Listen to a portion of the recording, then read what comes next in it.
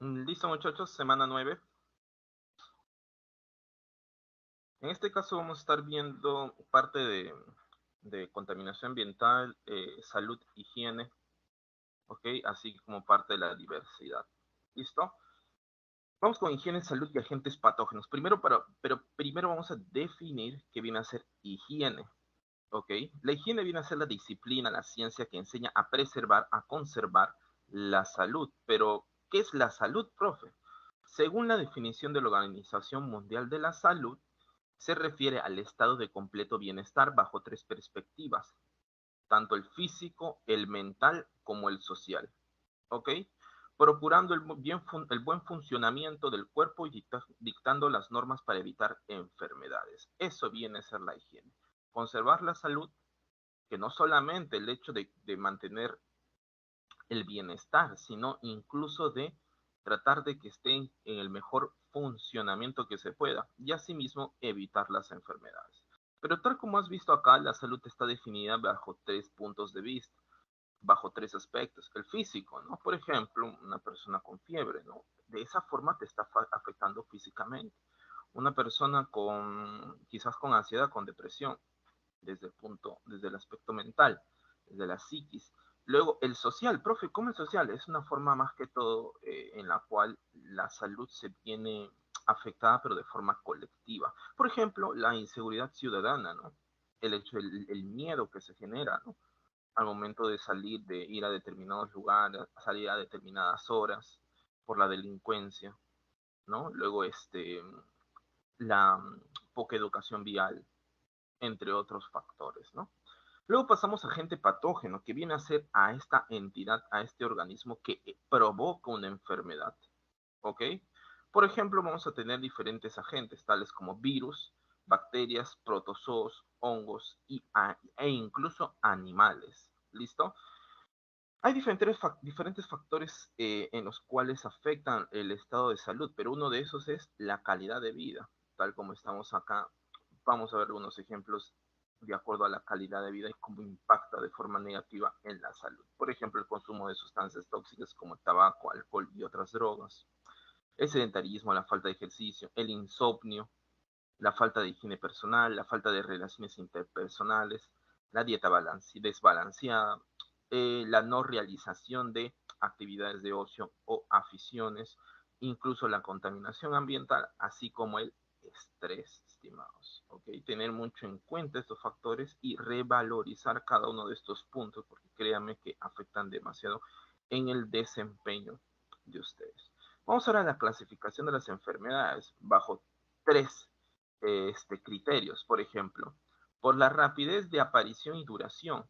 ¿Okay? Enfermedades agudas son aquellas en las cuales la aparición de la enfermedad posterior a la infección es de manera rápida, puede ser en unos días nada más. En cambio, en las crónicas la aparición es lenta. ¿Ok? En las agudas ya te hablé con respecto a la aparición, ahora es con respecto a la duración, pues en las agudas te dura una cantidad de tiempo menor a las crónicas. Las crónicas pueden ser meses, semanas, años o incluso toda la vida. En cambio, las agudas pueden ir quizás simplemente a días o máximo alguna que otra semana, ¿no? Vamos ahora, ejemplos de la salud, por ejemplo, una gripe, un resfriado. ¿A quién no le ha dado una gripe, un resfriado? ¿No? Luego, que estás con personas cercanas y a los 2 días ya la otra persona, ¿qué sucedió?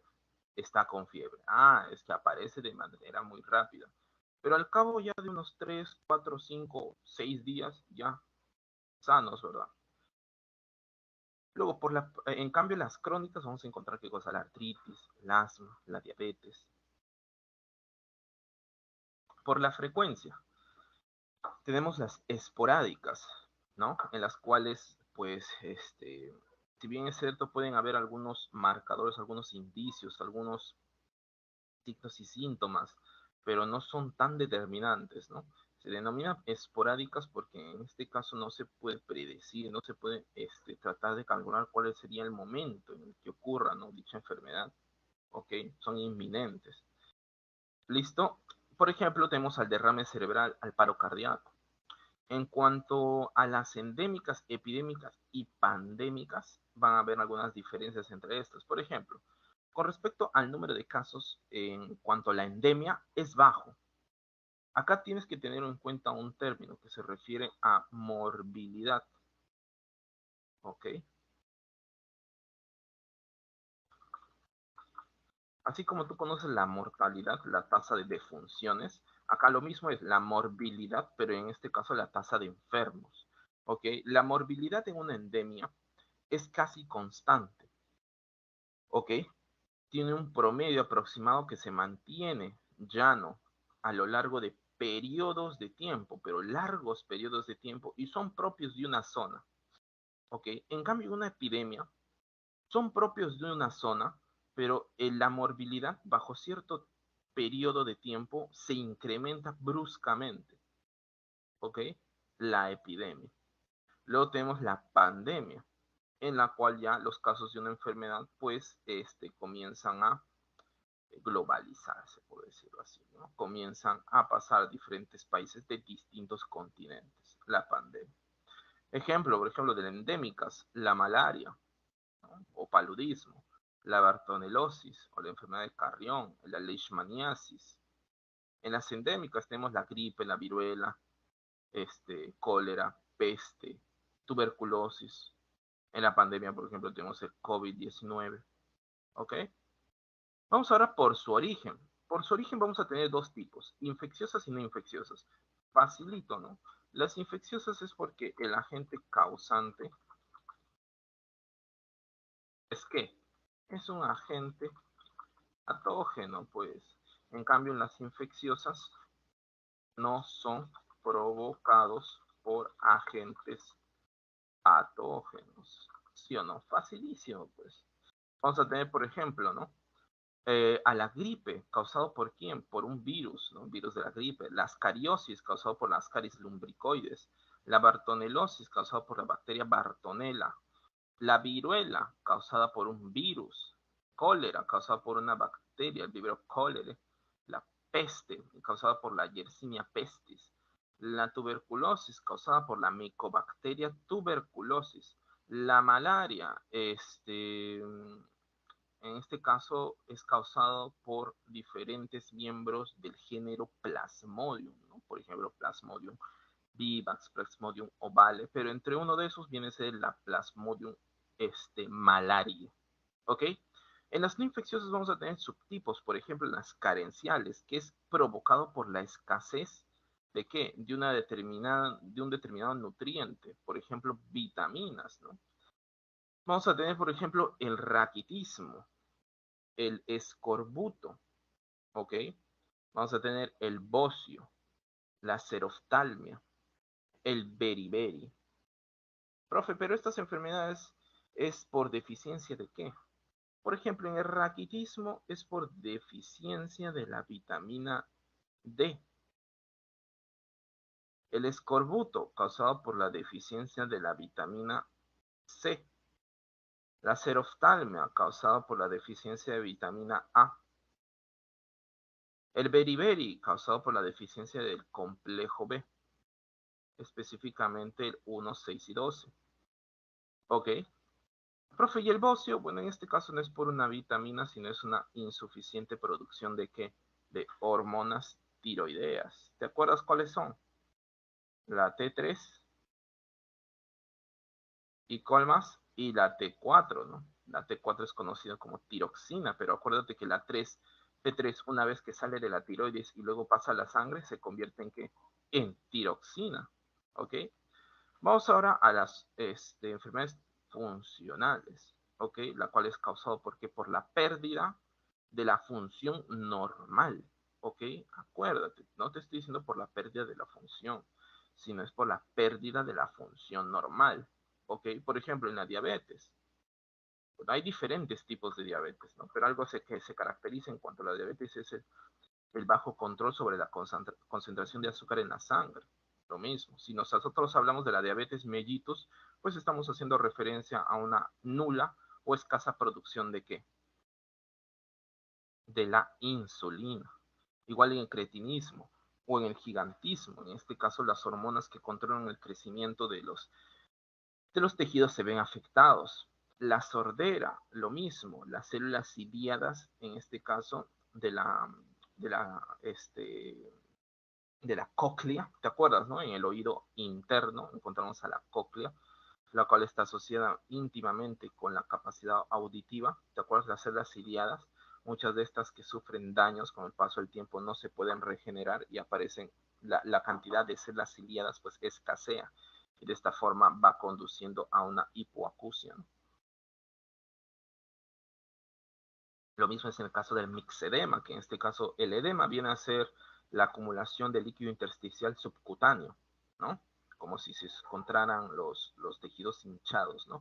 Pero el mixedema es más que todo un edema, pero sistémico, se está ocurriendo a lo largo de todo el cuerpo.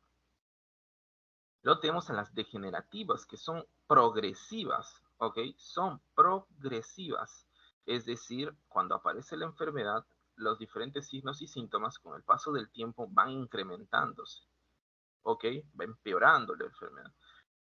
Por ejemplo, tenemos la arteriosclerosis, la cirrosis y la artrosis, ¿no?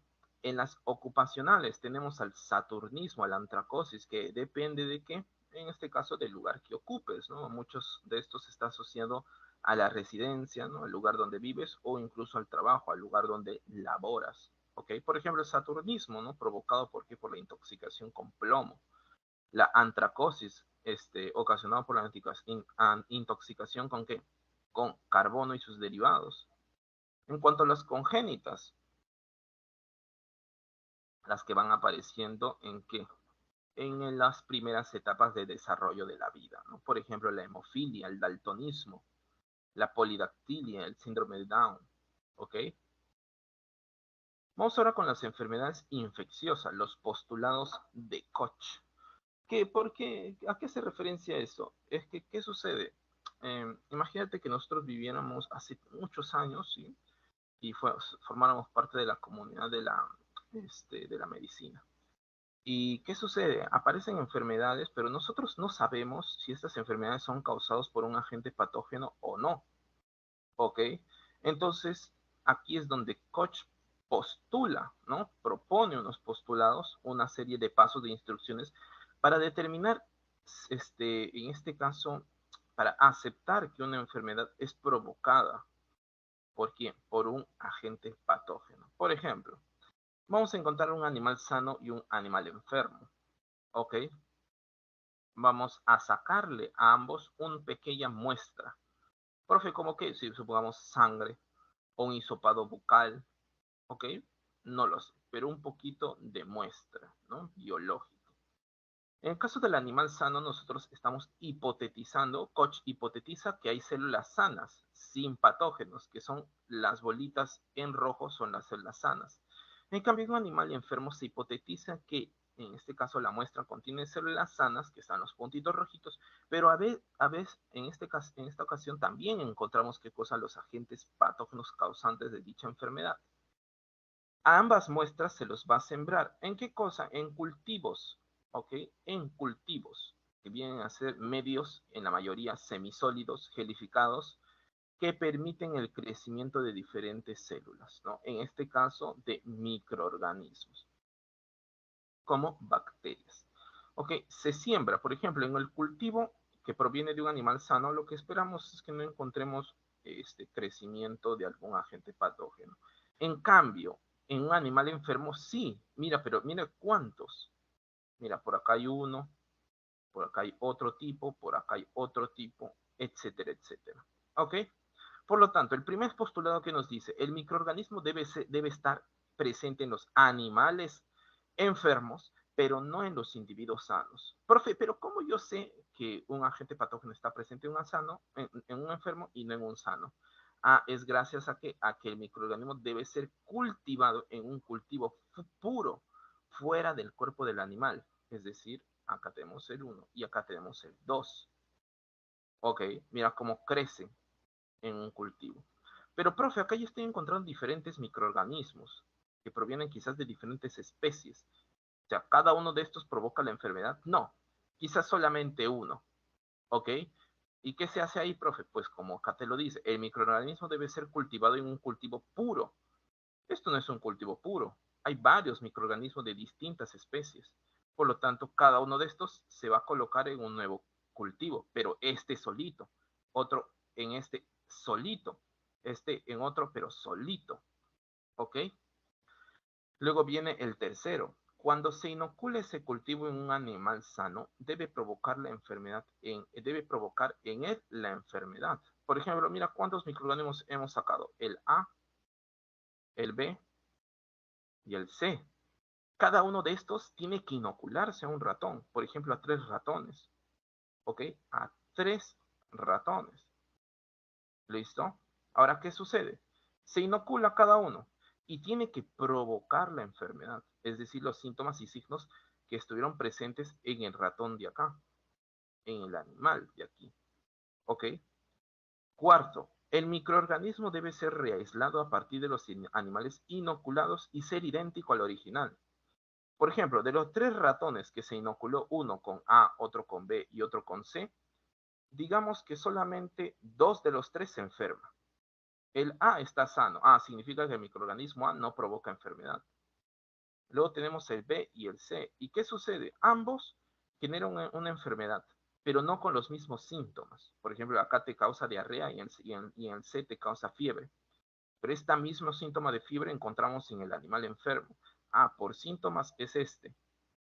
Entonces, en el cuarto paso, ¿qué te dice? Que al momento de reaislar muestras del animal enfermo inoculado con el microorganismo C, tenemos que nuevamente encontrarlo en nuestro cultivo, ¿no? Estos son los postulados de Koch para determinar si una enfermedad era infecciosa o no.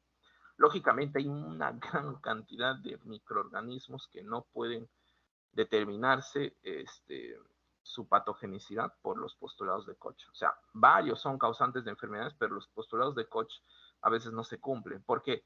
Porque los cultivos, mira, hay algunas bacterias, microorganismos, agentes patógenos que son muy exquisitos para que puedan ser cultivados fuera de un animal enfermo, ¿no? Son muy exquisitos los requisitos que se piden, de temperatura incluso, de presión atmosférica. ¿Ok? De suplementos vitamínicos, por ejemplo, en el medio ambiente. Diferentes factores, ¿no?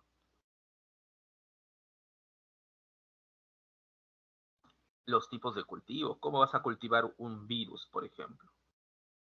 Ah, para que logre proliferar un virus, ¿qué se necesita? Que esté dentro de una célula para que se pueda proliferar, ¿sí? ¿Sí o no? Ah, ahí vienen muchas cuestiones en varios microorganismos, varios agentes patógenos que es difícil aplicar los postulados de Koch. Vamos ahora con una enfermedad infecciosa y algunos con respecto a diferentes términos, a las etapas y a las formas de transmisión y vías de infección. ¿Ok? Vamos a ver, por ejemplo, en la virulencia, vamos con agente patógeno. Disculpen un momentito. Hay un... Profesor, Sí, sí, Edith, cuéntame. buenos días. Cuando dicen, no entendí lo que decía el enunciado 2. Cuando decía 2, el cultivo debe desarrollarse fuera del cuerpo en un cultivo puro. Ah, vale, Eso ok. quiere decir que lo hacen científicamente fuera del cuerpo del animal.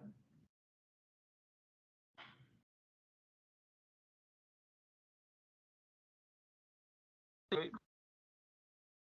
Vamos. 1, 2, 3, 4.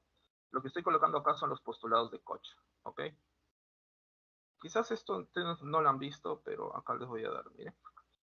Eh, a ver, yo esto hago al menos una vez a la semana, un cultivo bacteriano. ¿Ven lo de acá? ¿Ven esto? ¿No? Estos son cultivos bacterianos, que son, esta plaquita se denomina como placa de Petri. Y la placa de Petri contiene un medio semisólido. Puede contener varios componentes, ¿ah? Como extracto de levadura. Ojo, lo que te voy a contar no te van a tomar, ¿ah? ¿Ok? Solamente te estoy comentando. Extracto de levadura, peptona, que son diferentes proteínas, fuente proteica. cloruro de sodio, ¿no? Ciertos minerales. Y en algunos casos se le adicionan muchas más cosas, como suplementos vitamínicos, como biotina, ¿ok? Como diferentes cofactores, ¿listo? Como una mayor concentración, por ejemplo, de diferentes azúcares, etcétera, etcétera. Por ejemplo, ¿no? Ven aquí esta figurita. Supongamos, ¿no? En el 1 tenemos un grupo de animal enfermo, animal sano. ¿Ok? Al animal enfermo, cuando se le saca una muestra biológica, que puede ser su sangre, ¿no? O puede ser, ya digamos que es un hisopado bucal. Digamos que los animales están sufriendo una faringitis. Los síntomas y signos que hemos estado viendo en estos animales es una faringitis. Entonces se les hace un hisopado bucal. Ambos se le extrae, ¿qué cosa? Una muestra biológica, es decir, un hisopado de la cavidad oral. ¿Ok? ¿Y qué sucede? En el animal sano aparecen algunas bacterias, ¿ok? Algunas, porque lógicamente, pues mira, vas a encontrar bacterias en todo tu cuerpo, en todo, no hay lugar que se escape, ¿ok? Pero en cambio, por otro lado, tenemos el animal enfermo. En todo el cuerpo, más que todo en las mucosas, ¿no? Hay, lógicamente, hay diferentes tejidos protegidos en los cuales no vamos a encontrar. ¿Ok? Y un animal enfermo, ¿qué sucede? Miren cómo aparece. Cuando yo lo cultivo y no saco un poquito de hisopado, lo arrastro sobre todo este lado, al inicio está así, miren.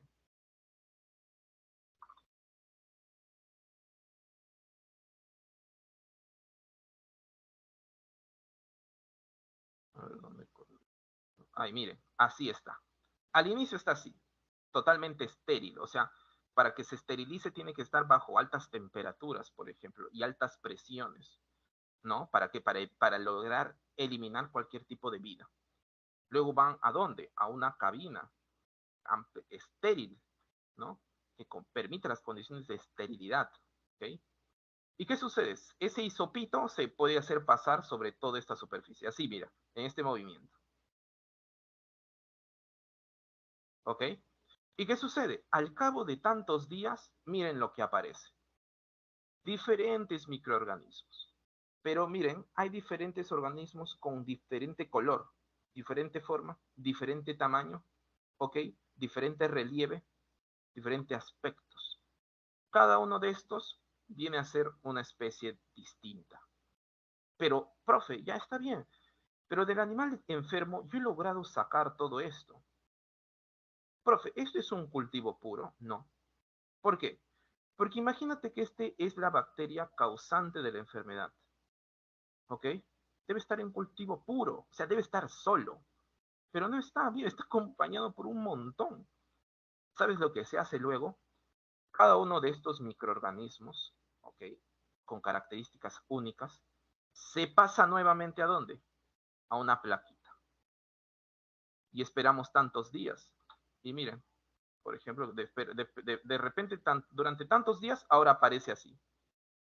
¿Ven cómo cada una de estos puntitos son idénticos entre sí? Ah, es que pertenecen a qué? A la misma especie de microbio. Esto sí significa que está un cultivo puro. Entonces ya se puede sacar alguno de acá e inocularlo en un nuevo animal, que viene a ser el tercer paso. Acuérdate acá.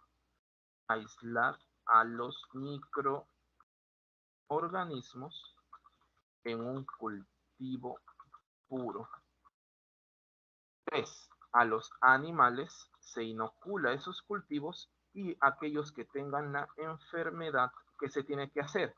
Nuevamente sacar una muestra y aislar a los microorganismos.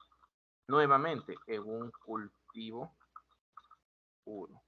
Pero el organismo que encontremos acá tiene que ser idéntico a cuál? Al de acá, al que estuvo presente en el animal enfermo. ¿Me dejo entender? A eso hace referencia a un cultivo puro. ¿Listo? Continuemos. Ahora vamos a las enfermedades infecciosas. Ustedes ya saben qué es el agente patógeno, ¿no? Que viene a ser el agente causante de la enfermedad. ¿Ok? Pero ¿cómo se denomina esa capacidad de generar la enfermedad? Patogenicidad. Esto es capacidad de generar la enfermedad. Una cosa es tener la capacidad, otra cosa es ser el agente causante. La capacidad se denomina como patogenicidad y el causante se denomina como agente patógeno. Pero ¿qué sucede? Hay muchos agentes patógenos que, como parte de las mutaciones, como parte de la mutación, aparecen diferentes variantes, diferentes cepas, como ha ocurrido en el SARS-CoV-2, ¿no? Ustedes han encontrado durante todo este contexto de la pandemia diferentes variantes, ¿no? La alfa, la beta, la gamma, la delta, entre otras, ¿ok? Pero todos ellos tienen la capacidad de generar la enfermedad, sí, todos tienen patogenicidad, todos son agentes patógenos, pero ¿qué sucede? No todos tienen la misma intensidad de la enfermedad provocada. ¿Por qué? Porque hay algunos variantes que provocan quizás una mayor dificultad respiratoria, elevan más la temperatura, promueven más la liberación de esputo, ¿ok? Entre otras síntomas y signos. Por lo tanto, las diferentes variantes tienen la patogenicidad, pero no todos tienen la misma virulencia. A eso hace referencia la intensidad de la enfermedad provocada. Virulencia. ¿Ok? Pero, por ejemplo, hay diferentes especies en las cuales existen diferentes cepas, variantes de estas, que algunas sí producen una enfermedad y otras no. ¿Ok? Por ejemplo, viene a ser la Helicobacter pylori, esta bacteria. ¿Ok? En la cual esta está en muchas personas, demasiado, una gran cantidad de la población humana, la cual se ubica ¿dónde? ¿Te acuerdas, no? En la parte del antro del estómago, esta parte final del estómago, ¿te acuerdas? Por eso se denomina como esfínter pilórico, el que conecta el estómago con el intestino, porque cerca de esa zona se ubica que la Helicobacter pylori. ¿Ok? Pero este Helicobacter pylori en algunas personas viene a ser causante de una enfermedad, pero en otras no. A esas variantes que causan una enfermedad se denomina como virulento o patógeno. En cambio, aquellos que no ocasionan una enfermedad se denominan como avirulentos o apatógenos. ¿Ok? ¿Listo? Ahí viene. O sea, el virulento hace referencia a la característica, a la cualidad de generar la enfermedad. En cambio, avirulentos es la cualidad de no generar la enfermedad. ¿Ok? ¿Listo? Continuemos. Ahora pasamos con las etapas de una enfermedad infecciosa. Vamos a tener en cuenta acá, muy importante, que inicia con la incubación, en la cual es el ingreso del agente patógeno, la colonización de diferentes tejidos, que implica la multiplicación de patógenos. Pero aquí, en los primeros días, no encontramos síntomas y signos, sino más bien al finalizar. Pero encontramos a los primeros síntomas y signos. Luego pasamos al desarrollo, en la cual ya se está comenzando a exhibir una gran cantidad de ¿qué? De síntomas y signos, ¿ok? Pero a la par quiero que observes este eje, ¿no? El eje X es con respecto al tiempo y el eje Y es con respecto a la cantidad de patógenos. Lógicamente, mira, acaba creciendo la cantidad de patógenos hasta que llega un punto en la cual ya se eleva bruscamente y esto lo que hace es estimular o alterar las condiciones fisiológicas de una persona, convirtiéndolas en patofisiológicas y desencadenando un cuadro clínico propio del agente patógeno, ¿no? De la enfermedad causada por el agente patógeno, hasta un punto en la cual o dirige a la muerte o dirige luego, gracias al batallón que ha ejercido tu sistema inmune, a reducir la cantidad de agentes patógenos, por lo tanto reducir los síntomas y signos, y luego culmina en una etapa en la cual se da una lenta recuperación denominada como convalescencia. ¿Listo? Pasamos ahora a las formas de transmisión de una enfermedad. Por ejemplo, puede ser transmitida de forma directa. ¿Ok? ¿Listo? Acuérdate que acá estamos hablando de transmisión, cómo un agente patógeno pasa de un ente a otro. Otra cosa son las vías de infección, ¿ok? Es mediante qué mecanismo, mediante qué ruta coloniza, ingresa a una persona, ¿ok? Date cuenta, diferencia que es una forma de transmisión de una vía de infección que no es lo mismo. Por ejemplo, en directa, el contacto personal, agarrarse de las manos, los besos, el acto sexual. Indirecta, por ejemplo, utilizando agua, compartiendo alimento, animales u objetos. Por otro lado, tenemos a la zoonosis, en las cuales son enfermedades transmitidas por vertebrados, ¿no? Transmitidas de vertebrados, de otros vertebrados, ¿a quiénes? A las personas, ¿ok? Y luego tenemos las vías de infección, los cuales, si bien es cierto, los agentes patógenos pueden ser transmitidos de forma directa o indirecta, pero para que logren colonizar puede ser de forma, ¿qué cosa? Cutánea, ¿no? Luego puede ser de forma sexual, nasal o respiratoria, oral o digestiva. Ok, continuemos. Vamos ahora con los mecanismos de transmisión de las enfermedades, como te había comentado. Por ejemplo, la directa, ¿no? A través del estornudo, de los esputos, del contacto por tacto, ¿no? Besos, acto sexual, ¿listo? Luego tenemos el indirecto, ¿ok? El indirecto, como te había comentado, puede ser a través de agua, alimentos, objetos, denominados como fómites, ¿ok? Fómites, porque hace referencia a objetos inertes, pero los cuales pueden estar cargando, ¿qué cosa? Algún agente patógeno. Luego tenemos a los indirectos, como te había comentado, pero en los indirectos tenemos al tipo pasivo, al tipo activo. En el pasivo, aquí les vamos a encontrar, como te comenté, a entes inertes, sin vida, los cuales pueden ser, ¿qué cosa? Como te dije, objetos, ¿no? Prendas, toallas, ¿ok? Un cepillo de dientes, etcétera, etcétera. En cambio, los activos son entes vivos, ¿ok? Y de estos activos hay dos tipos, el vector mecánico y el vector biológico. El tipo mecánico y el tipo biológico. Acuérdate que los que transmiten enfermedades también se denominan como vectores. No son los agentes causantes de la enfermedad, sino más bien transportan al agente patógeno. ¿Ok? Vamos a encontrar los vectores mecánicos, como puede ser la cucaracha o la mosca, los cuales están vivos, por lo tanto son activos. Pero son mecánicos porque los agentes patógenos que forman parte de estos que son transportados por estos animales están más que todo en el exterior, en las superficies de estos animales. En cambio, un vector biológico, el agente patógeno, forma parte del ciclo de vida de quiénes, de estos animales, ¿no? Por ejemplo, vamos a tener a diferentes zancudos, diferentes mosquitos, ¿no? ¿Ok? Luego pasamos a la zoonosis, que como te comenté, es la transmisión entre animales vertebrados que alcanza al ser humano, ¿no? Una de las hipótesis justo de la transmisión, la llegada del virus del SARS-CoV-2 hasta el humano fue producto de una zoonosis, ¿no? Que es una de las hipótesis que se maneja.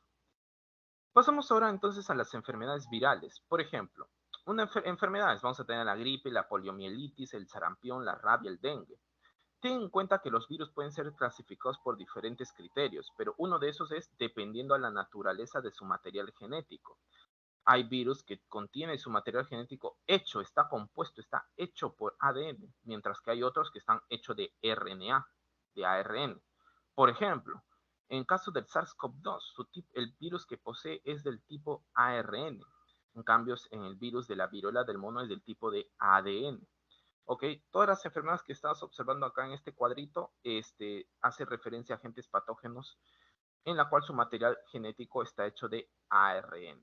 ¿Ok? Su vía de infección en la gripe es oral o nasal, pero esta se transmite por contacto, en este caso con el enfermo, al labrar, estornudar o toser, o indirectamente a través del esputo, ¿no? O el hecho de usar prendas del enfermo, bebidas compartidas, contacto con superficies contaminadas. En la poliomielitis, el mecanismo de transmisión es de contacto de persona a persona a través del moco flema. o el hecho de compartir alimentos y agua que contiene materia fecal. Por eso es muy importante lavarse las manos, estimados. Una vez que ha sido transmitido, este puede ingresar al huésped, al hospedero, ¿ok? A través de una vía oral o incluso nasal. El sarampión, transmitido por contacto directo con el enfermo por el uso de toallas, pañuelos, objetos, las fómites, como te comenté, con secreciones nasales y de garganta del enfermo. La vía de infección, la vía por donde puede ingresar y luego colonizar, es oral, nasal o la conjuntiva ocular, ¿no? Tenemos la rabia, que la vía de infección es de tipo cutánea, pero el mecanismo de transmisión es a través del contacto con la saliva del perro, del gato, incluso del murciélago, de la rata, a través de una mordedura o arañazos, ¿no? Es importantísimo vacunarse. Dengue, de una vía de infección cutánea, que es producto de la picadura del mosquito Aedes aegypti, ¿no? Pero acuérdate que el Aedes aegypti no solamente transporta el dengue, sino también el chikungunya, el Zika, ¿no? Estas son enfermedades virales. Luego tenemos a las enfermedades bacterianas, por ejemplo, la tos ferrina, la fiebre tifoidea, el cólera, la bartonelosis, la tuberculosis, sífilis, ¿no? Agente causal, en la tos ferrina viene a ser la Bordetella pertussis. En la fiebre tifoidea, la Salmonella tifi. El cólera, Vibrio cholerae, ¿no? La bartonelosis, Bartonella basiliformes. En la tuberculosis, la Mycobacterium tuberculosis. En la sífilis, la Treponema pallidum. ¿Ok? Vamos a tener las vías de infección. Casi todas son del tipo oral, pero hay algunas excepciones, como la sífilis, que también es de índole sexual. La tos ferrina también puede ser por respiratoria y la tuberculosis nasal, ¿no? Mecanismo de transmisión. En cuanto a la fiebre tifoidea, cólera, es por el hecho de compartir alimentos y agua contaminadas, ¿no? En cambio, en la tos ferrina y la tuberculosis, por el hecho de la transmisión a través de secreciones o esputo. En la bartonelosis es producto de ¿qué? De la picadura de un vector, de un mosquito. ¿Ok? En la sífilis, por el contacto sexual. ¿Ok? Pasamos ahora a enfermedades micóticas, es decir, enfermedades provocadas por hongos. ¿Ok? Vamos a tener, por ejemplo, la tiña del cabello, provocada por diferentes especies que forman parte del género Microsporum o Trichophyton. ¿Ok? La vía de infección cutánea y los mecanismos de transmisión, pues puede ser de una persona a persona o por mascotas portadoras de hongos, ¿no? Justo hace unas 4 semanas mi hermana me había comentado, ¿no? Que justo en la noticia había aparecido que en diferentes peluquerías, en barbershops, por ejemplo, en diferentes barberías, se han visto algunos casos de tiña del cabello, ¿no? Había aparecido un pequeño brote. Luego tenemos la tiña de los pies, conocido como el pie de atleta, causado por la Candida albicans o diferentes miembros del género Trichophyton. La vía de infección cutánea, mecanismo de transmisión, contacto con suelos de duchas y piscinas públicas, áreas frecuentes húmedas como la sudoración, el uso de tejidos sintéticos que no permitan transpirar a la piel, ¿no? La micosis pulmonar aguda causada por histoplasma capsulatum, vía de infección nasal, y es producto de la inhalación de esporas de hongo, ¿no? Es un hongo, ¿no? O pasamos a las enfermedades parasitarias por protozoarios. Por ejemplo, ok, vamos a pasar por ejemplo la entamoebiosis, causada por el agente patógeno entamoeba histolítica. La vía de infección es oral. El mecanismo de transmisión es a través del hecho de compartir agua y alimentos con heces humanas con quistes, personas portadoras, y es también por vectores mecánicos. ¿Okay? Mecánicos. Pueden ser qué cosas, ratones, cucarachas, mosquitos. ¿Ok? Tripanosomiasis o Chagas, o la enfermedad de Chagas, producto de qué? Del agente patógeno Trypanosoma cruzi, que es transmitida por la contaminación de la picadura con heces de Triatoma infestans, que es el conocido chinche, o por transfusión sanguínea o el trasplante de órganos, ¿no? Vía de infección cutánea, conjuntivas, oral o congénitas, incluso congénitas. Acuérdate, congénitas incluso. Las plasmodiosis o el paludismo causado por diferentes miembros del género Plasmodium, como Plasmodium vivax, falciparum, malaria, ovale, la cual la vía de infección es cutánea o incluso congénita. Y es producto por la picadura de zancudos del género que Anopheles, ¿ok? Profesor, ¿Sí? em, la diferencia entre vectores mecánicos y biológicos, uno es que el animal, o sea, las pulgas viven en el ambiente, en el cuerpo de los ratones, en el caso del vector biológico, y eso infectan. Y los mecánicos es que ya es de su misma naturaleza producirlos. No, no, no. Los vectores mecánicos Una diferencia muy básica es el ciclo de vida. O sea, por ejemplo, hay algunos animales, vector mecánico, vector biológico. La diferencia es con respecto al ciclo de vida del agente patógeno, ciclo de vida del agente patógeno. El biológico sí forma parte del ciclo de vida y en cambio en el mecánico no. ¿A qué me hago referir con esto? En los vectores biológicos generalmente los agentes patógenos pasan un parte de su ciclo de vida. Pueden proliferar, pueden reproducirse, ya sea de forma sexual o de manera asexual. Ok, en cambio en el mecánico no necesariamente. Por eso es que la mayoría de los agentes patógenos se encuentran en la superficie de los agentes mecánicos. En cambio, los agentes biológicos forman parte en donde pues pueden estar en las mucosas digestivas, pueden estar en este caso en la circulación de estos organismos. Pero durante su estadio ahí pasan algunas fases de su ciclo de vida, algunos estadios de su ciclo de vida. En el mecánico no necesariamente. ¿Ok? Eso lo vamos a estar viendo quizás, a ver, un ratito. Está aquí, ¿no?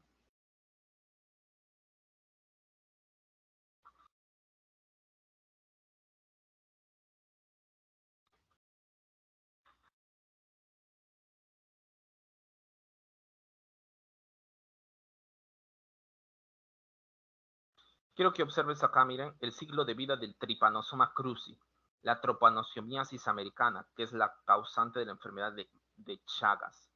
¿Ok? Quiero que se den cuenta acá, miren.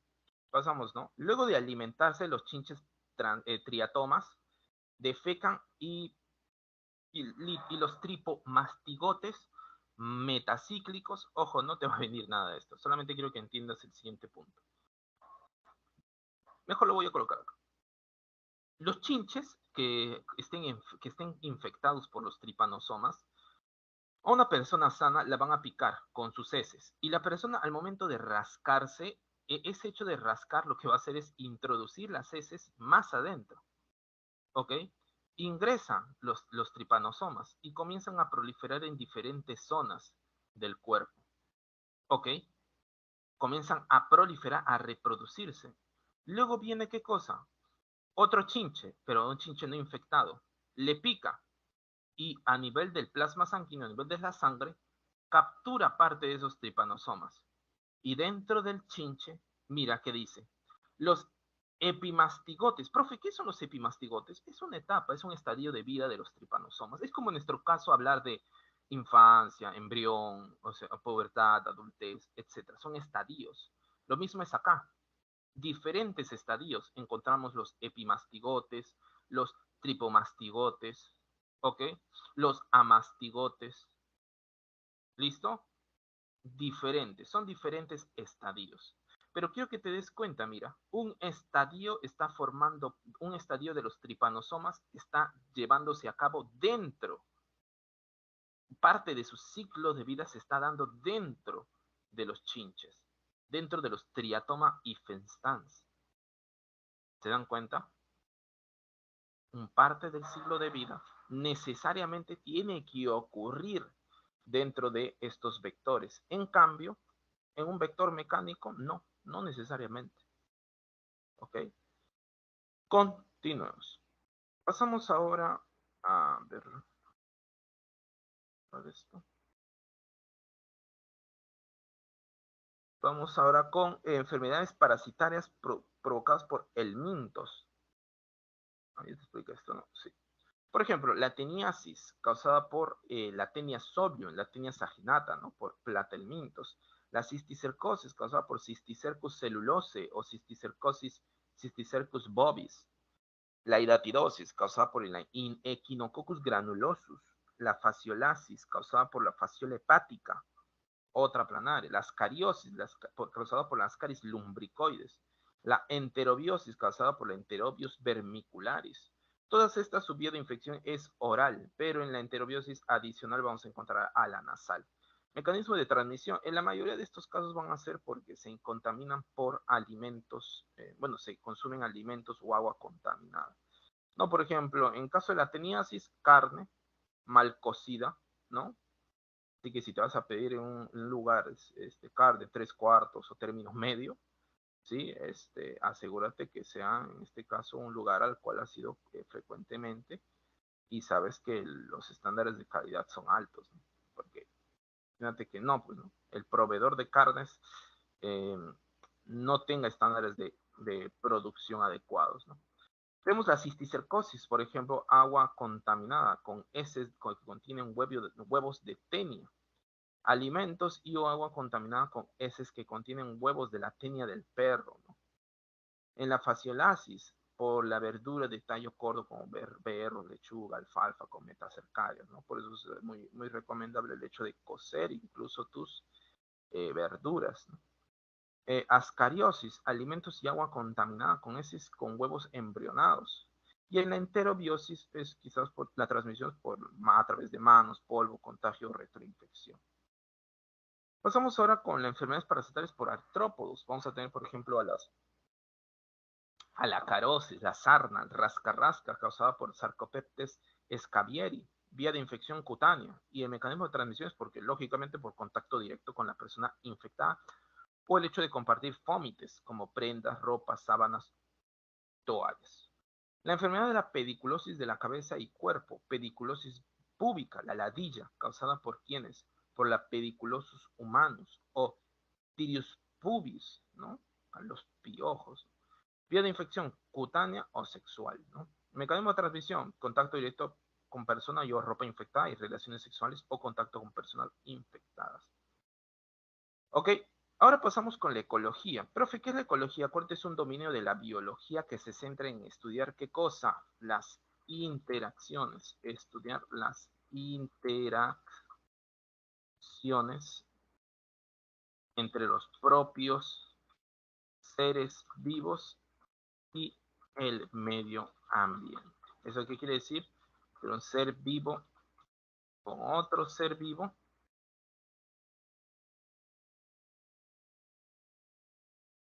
y un ser vivo con el medio ambiente. ¿Ok? Pero lo que estudia la ecología no es al ser vivo ni al medio ambiente, sino qué cosa, las interacciones biológicas que haya. Esto es lo que estudia la ecología. ¿Quién es el padre de la ecología? Ernest Haeckel, que propone esta palabra en 1870 y la define como la interdependencia y la solidaridad entre los seres vivos y el medio ambiente, pero hoy es más conocido por el hecho de estudiar las interacciones, ¿no? Etimológicamente quiere decir ¿qué cosa? Estudio de la casa. ¿Listo? Acá vamos a tener ciertos aspectos a recordar. No está escrito ahí adelante. Entonces vamos a ver.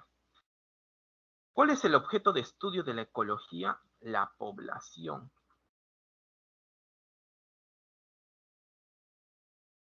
Profe, ¿qué es la población? La población, acuérdate que es un nivel de organización, ¿sí o no?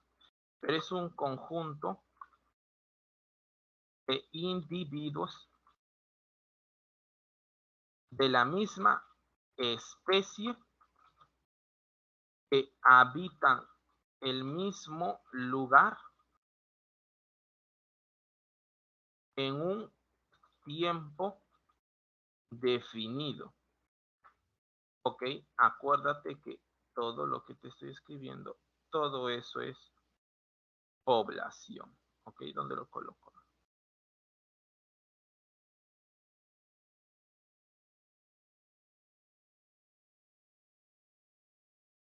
Ahí.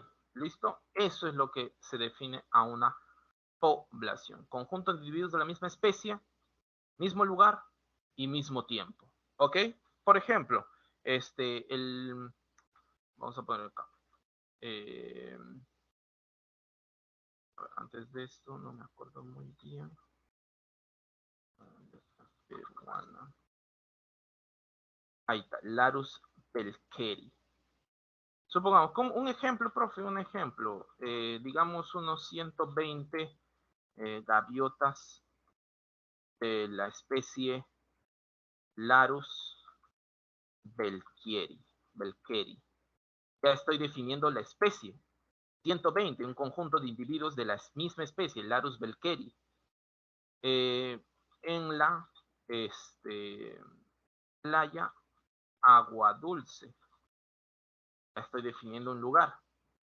Durante los meses de marzo a julio del 2020.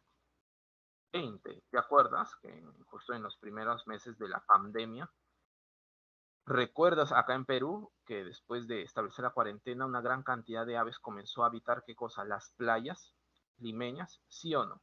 Ah, mira, pues acá hay un tipo de población, ¿no? 120 gaviotas de Larus belkeri en la playa Agua Dulce durante los meses de marzo a julio del 2020, por ejemplo. ¿Ok? Continuemos. Ahora, ¿qué sucede? La población, acuérdate que hay otro nivel más, que viene a ser las comunidades. La comunidad, acuérdate que es un conjunto de poblaciones. Un ecosistema es el conjunto de comunidades más, ¿qué cosa? Medio ambiente. Ah, ok, acuérdate de ello. Por ejemplo, acá tenemos un ecosistema, ¿no? Por ejemplo, por acá vamos a tener el medio ambiente, es decir, factores inertes, como los ríos, el suelo, la lluvia, el sol, el viento, ¿ok? La temperatura. Pero por otro lado vamos a tener entidades vivas, que vienen a ser las aves de diferentes especies, mamíferos de diferentes especies, bacterias de diferentes especies, reptiles de diferentes especies, árboles de diferentes especies, entre gimnospermas, angiospermas, briofitas, helechos. ¿Ok? A todo eso, todo ese conjunto de comunidades más el ecosistema, más el medio ambiente se denomina como ecosistema. Pero como yo te comenté, el ecosistema puede estar dividido en dos partes, la biocenosis y el biótopo. ¿Ok? El biótopo viene a ser la parte inerte de un ecosistema. Y la biocenosis viene a ser la parte viva de un ecosistema.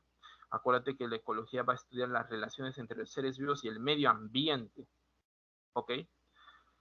Ahora, la población, el tamaño de poblacional, es decir, la cantidad de individuos de una población se denomina como tamaño poblacional. Pero la dinámica, los cambios que ocurren en la tasa poblacional, los cambios que ocurren en la cantidad de individuos se denominan como tasa poblacional, la cual puede incrementarse, reducirse o mantenerse estable.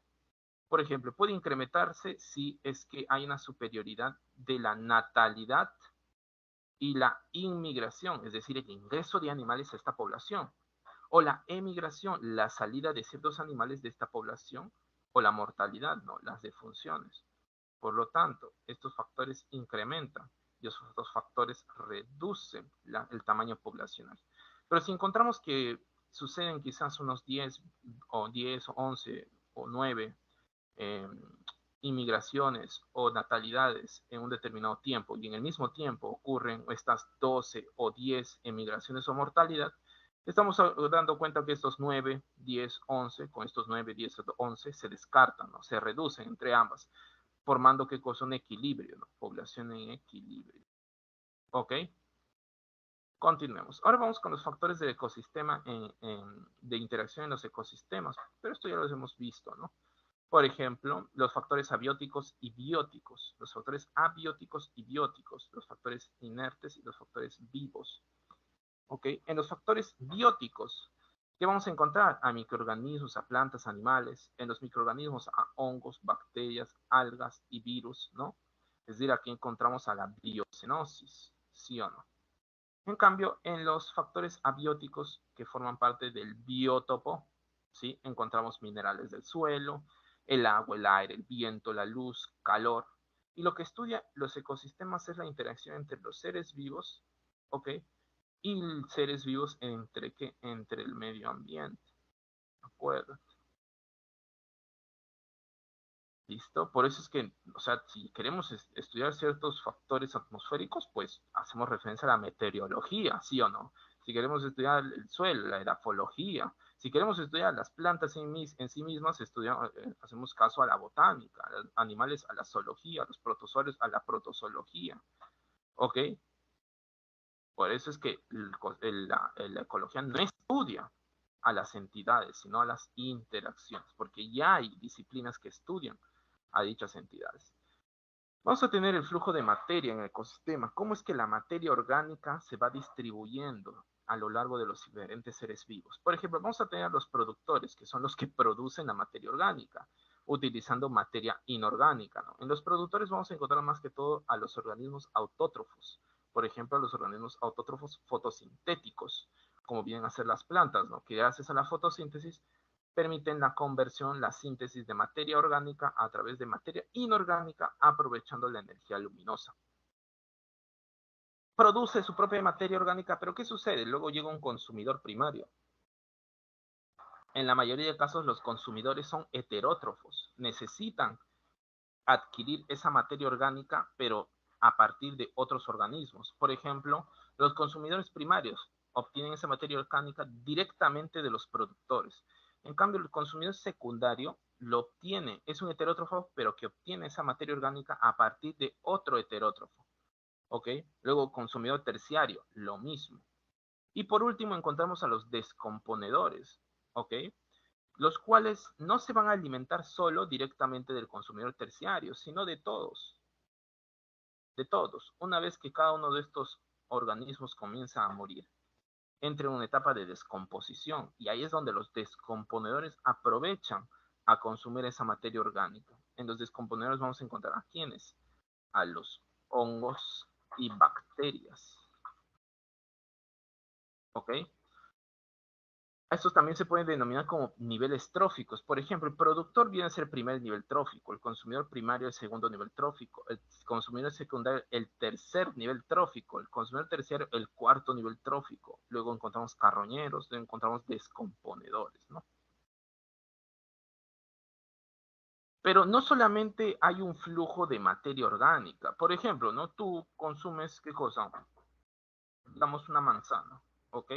Deriva de quién? De un organismo autótrofo, deriva de un productor, ¿sí o no?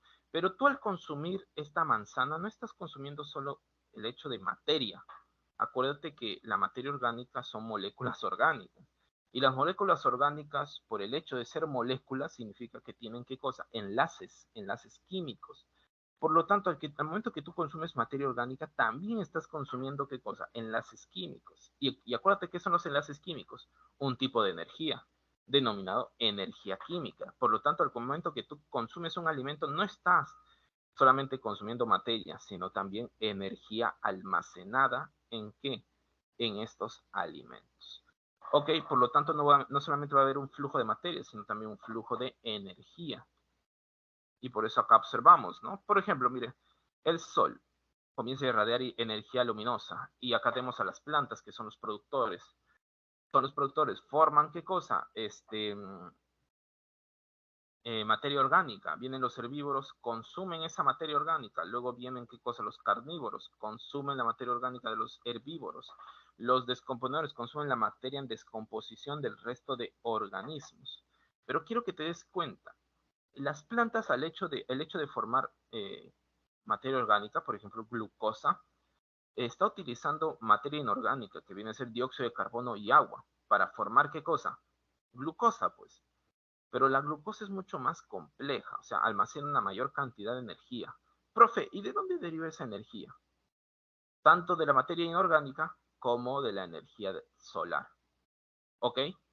Pero acá quiero comentarte diferentes leyes que gobiernan los diferentes procesos que ocurren en la transferencia de energía en los diferentes sistemas, ya sean inertes como las máquinas o vivos como los seres humanos, como los seres vivos. ¿Ok? Por ejemplo, vamos a tener la primera ley, que la energía no se crea ni se destruye, solo se transforma. Por ejemplo, parte de la energía luminosa que llega, ¿qué sucede? Parte de esta es utilizada y almacenada en forma de energía química. La energía no se creó ni se destruyó, solo se transformó. ¿Ok? Pero quiero que te des cuenta algo muy importante, es que no hay ninguna máquina, ningún sistema, ningún ser vivo, que los procesos que realicen logren utilizar toda la energía que, que pueden aprovechar. No, no pueden usar toda la energía. Solamente aprox el 10%, conocido como el diezmo ecológico también. Por ejemplo, las plantas solamente pueden aprovechar el 10% de la energía solar que llega. Los herbívoros, al consumir las plantas, los frutos de diferentes plantas, ¿qué sucede? Las hojas, los frutos, ¿qué sucede? Solamente pueden aprovechar el 10% de la energía almacenada en estos alimentos. Lo mismo ocurre sucesivamente con los carnívoros, con los descomponedores. ¿Ok? Quiero que te des cuenta cómo es que la cantidad de energía disponible se va reduciendo los diferentes niveles tróficos. ¿Ok? Ahora vas a encontrar acá el flujo de energía en el ecosistema, que se diferencia del flujo de materia. Por ejemplo, nutrientes y minerales llegan a los vegetales. El flujo de materia, una flecha con una rayita y flujo de energía con dos rayitas. Los herbívoros obtienen energía, pero como tú te estás dando cuenta, en cada proceso de aprovechamiento de los nutrientes no se logra aprovechar toda la energía. Hay otro tipo de energía, la energía calórica, pero esta energía calórica no puede ser aprovechada. En cada paso siempre va a haber, ¿qué cosa? Liberación de calor, que es la cantidad de energía que no se pudo aprovechar. ¿Ok? Pasamos ahora a las cadenas tróficas y a las redes tróficas. Las cadenas tróficas son flujos de materia y energía bajo el criterio de la alimentación. ¿Ok? De la alimentación. O sea, cadenas tróficas. Vamos a tener, por ejemplo, al primer eslabón, productores, algas, plancton, organismos autótrofos. Segundo eslabón, consumidores primarios, o plancton, krill, heterótrofos. Tercer eslabón, consumidores secundarios, peces y crustáceos de menor tamaño. Cuarto eslabón, peces, aves y mamíferos de mayor tamaño. Quinto eslabón, consumidores cuaternarios, depredadores acuáticos de gran tamaño. Acá hay flujo y flujo de energía y materia. Todo esto es conocido como cadena trófica, porque estamos explicando este flujo de materia y energía en términos de alimentación. ¿Ok? Vamos a las redes tróficas, que son cadenas tróficas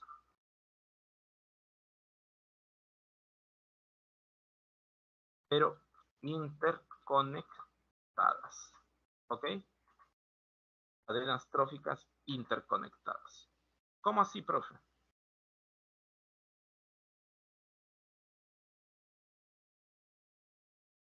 Mira, por ejemplo, acá hay un productor consumido por un consumidor primario, un roedor, pero mira, luego es consumido por un ave.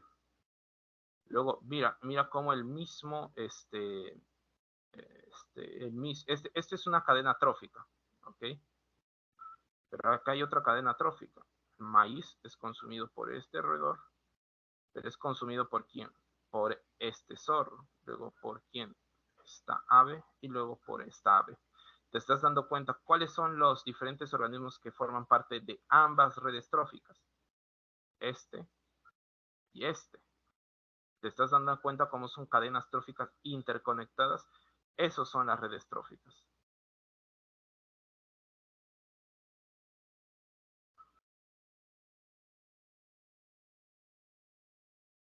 Continuemos. Los ciclos biogeoquímicos. Por ejemplo, tenemos al ciclo del carbono. Luego tenemos al ciclo del nitrógeno, al ciclo del azufre y al ciclo del fósforo. Los ciclos biogeoquímicos. ¿Cómo van? tanto el carbono, el nitrógeno, como estos elementos primarios, ¿sí? Y secundarios van siendo transferidos tanto en factores abióticos y bióticos en, en todo un ecosistema, ¿no? Por ejemplo, el ciclo del carbono.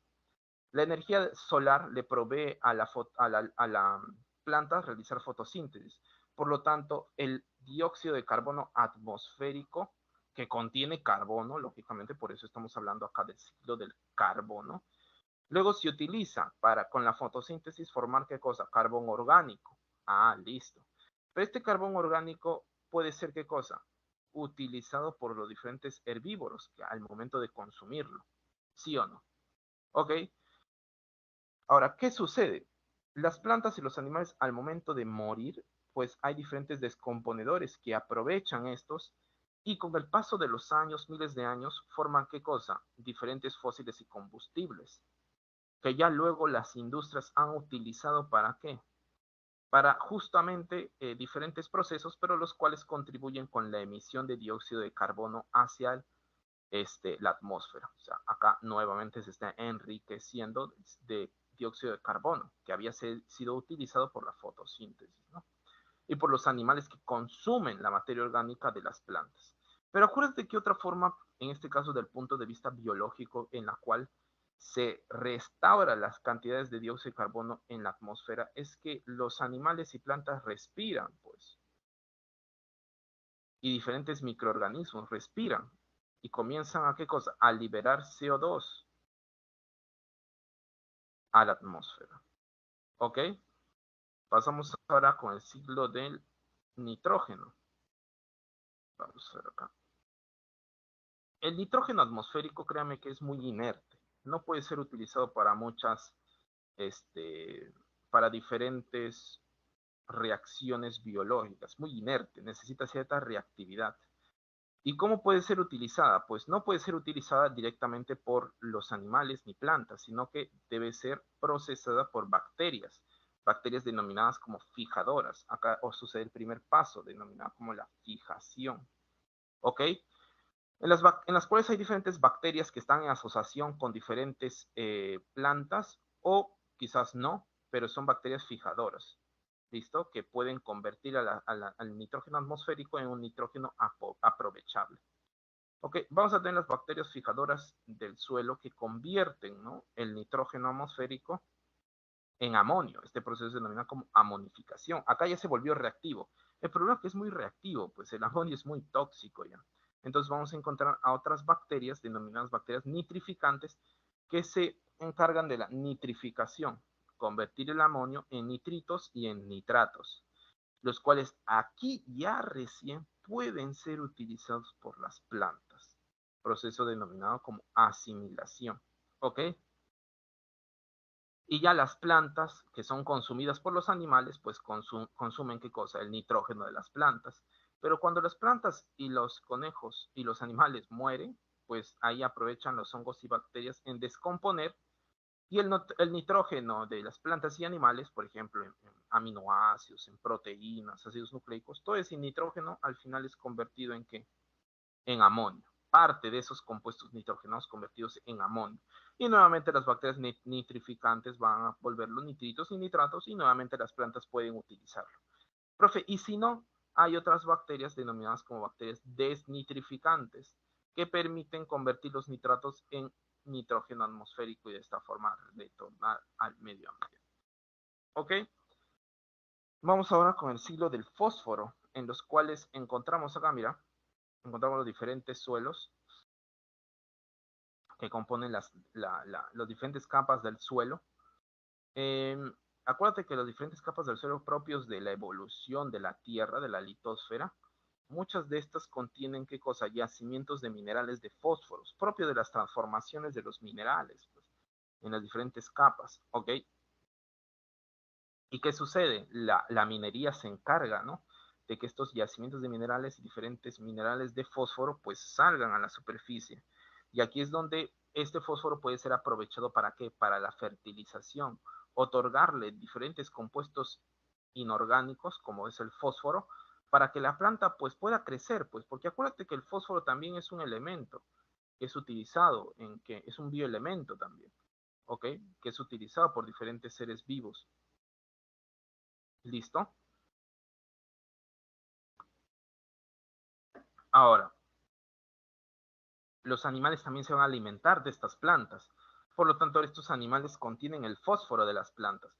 Pero estos animales también van a excretar y ese exceso de fósforo va a caer donde en sus heces. Y estos mismos heces van a ser utilizados como abono para las plantas y puedan, ¿qué cosa? Seguir cultivándose.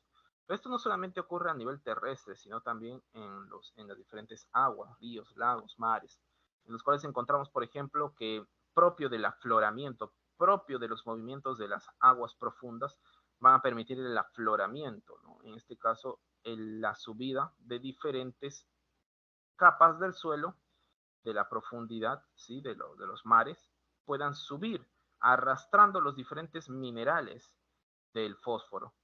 Y aquí es donde diferentes peces y plancton, al consumir, al beber o al consumir ciertos animales, ciertos plancton, ¿ok? Va a también contener ese fósforo que proviene de acá, ¿no? De la erosión, del afloramiento de las aguas. Luego vienen aves, consumen estas y ¿qué sucede? Luego se van cercanas a las superficies rocosas, ¿sí? De las playas y depositan qué cosa, el guano, ¿no? Que también puede ser utilizado como fertilizador y de esta forma ahora pasa a las plantas, ¿ok? Pasamos ahora con el ciclo del azufre, en los cuales uno de los principales contribuidores con las fuentes de óxidos de azufre en la atmósfera vienen a ser las erupciones volcánicas y gases, así como las industrias, ¿ok? Por el aprovechamiento, el procesamiento del carbono y el petróleo, logran emitir estos óxidos de azufre, pues con el paso del tiempo un exceso de estos óxidos de azufre provoca lo que es la lluvia ácida, ¿no? Asimismo, ¿qué sucede?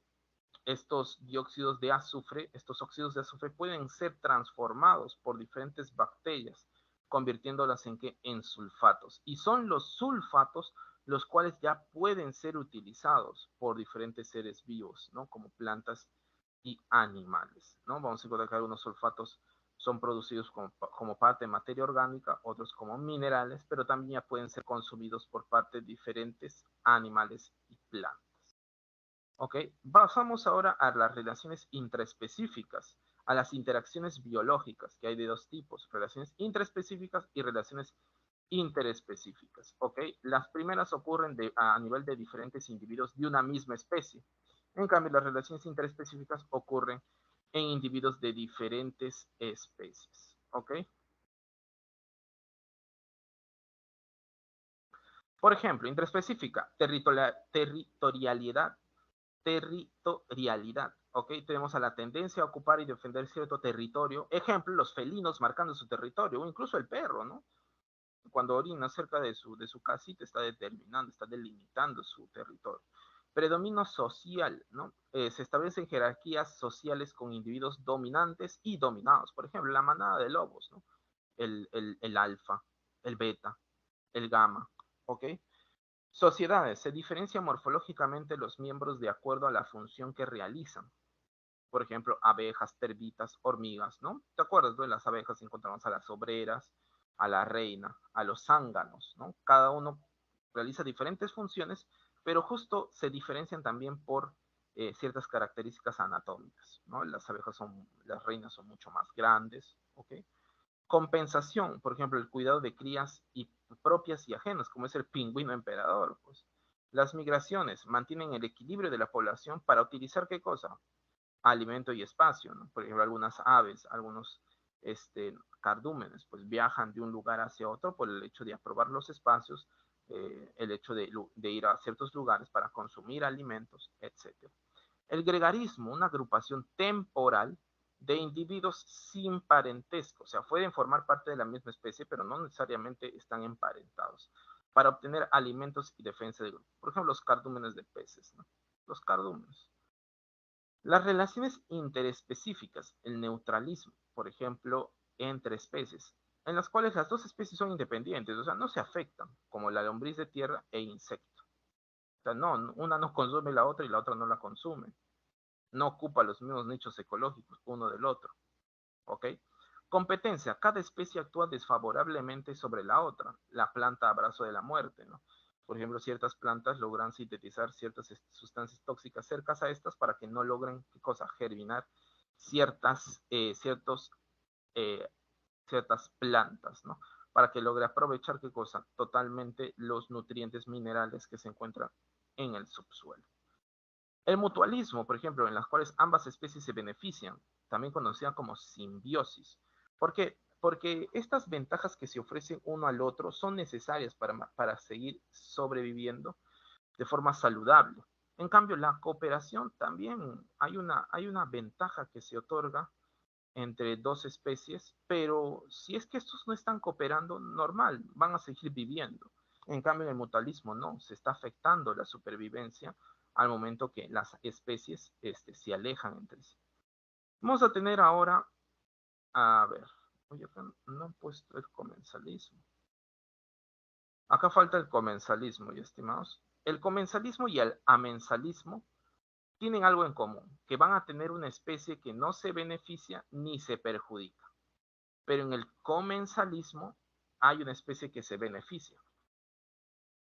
En el amensalismo hay una especie que se perjudica. Por ejemplo, en el comensalismo, vamos a encontrar a los tiburones y a las rémoras. ¿Okay? Las rémoras son una especie de peces que poseen unas ventosas en la parte dorsal que le permite adherirse a los tiburones.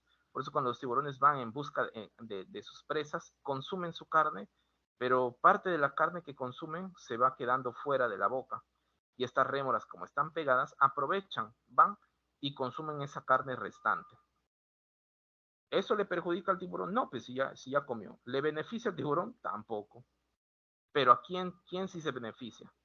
Las rémoras. Ah, un ejemplo de comensalismo. Luego pasamos a un amensalismo, en la cual una especie no se perjudica ni se beneficia. Por ejemplo, el ovino, la lombriz de tierra y el ave. ¿Ok? Por ejemplo, hay algunas plantas, ¿no? Las cuales, como se caen algunas estructuras de estas, algunos órganos, como algunos frutos u hojas, y estas hojas cuando caen, liberan sustancias tóxicas, pero no es para matar, ¿ah? No es propias para matar a las plantas cercanas, pero el problema es que evitan la germinación de ciertas plantas, ¿ok? La planta grande no se beneficia ni se perjudica, porque en realidad esta planta puede vivir cercana a otras plantas, ¿ok? Pero el problema es que intencionalmente no produce esas sustancias tóxicas en el suelo, lo cual evita la germinación de ciertas plantas. Un ejemplo de amensalismo. El parasitismo y la predación en la cual afectas a otra especie. Pero en el parasitismo generalmente ocurre que el parásito, el huésped, necesariamente para que pueda vivir, tiene que estar parasitando al hospedero. Fuera de no. En la predación, en cambio, es otro tipo de perjudicación hacia otra especie, ¿no? En la cual el depredador ataca a la presa para alimentarse. ¿Ok? En cambio, el parasitismo no necesariamente atacas, ¿ok? Sino es que te beneficias de los diferentes nutrientes que el hospedero va liberando. Hábitat y nicho ecológico, que son términos que se tienen que tomar muy en cuenta. Por ejemplo, en los ecosistemas los seres vivos ocupan un hábitat, es decir, un lugar físico. Y un nicho ecológico viene a ser el papel que desempeña, la estrategia de supervivencia, las funciones que realiza para poder seguir viviendo. Por ejemplo, el hábitat. Acá vamos a tener, la sabana africana es hábitat de las jirafas y las cebras. O sea, ambos están compartiendo el mismo hábitat, pero no comparten los mismos nichos ecológicos, las mismas funciones para poder sobrevivir. Por ejemplo, las jirafas se alimentan de las ramas altas. Ah, es un nicho ecológico. En cambio, las cebras se alimentan de las plantas a ras del suelo. Ese es un nicho ecológico. Y hay diferentes nichos ecológicos. Por ejemplo, el ocultarte en cuevas. ¿Para qué? Para que los depredadores no te casen. Pues ese es un nicho ecológico.